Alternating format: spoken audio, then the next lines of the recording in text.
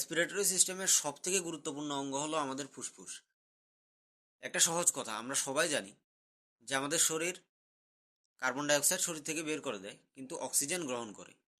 এবার এই প্রসেসে যদি সব থেকে বেশি অবদান থাকে সেটা হচ্ছে ফুসফুস। তাই এই ফুসফুসকে আহ, ঠিক রাখা, এই ফুসফুসকে ভালো রাখা, সুস্থ রাখা আমাদের কর্তব্য।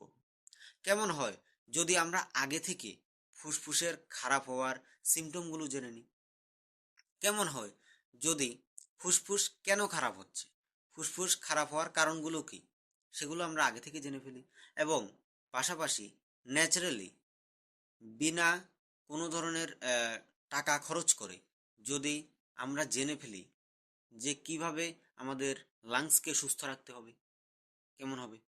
এছাড়া আরও বিভিন্ন প্রশ্নের উত্তর জানতে এখনই স্ক্রিনে দেওয়া ইউআরএল ফলো করুন বা ডেসক্রিপশানে লিঙ্কে ক্লিক করে পৌঁছে যান আমার ওয়েবসাইট fitwithmrb.com-এ এবং পেয়ে যান আরও বিভিন্ন প্রশ্নের উত্তর।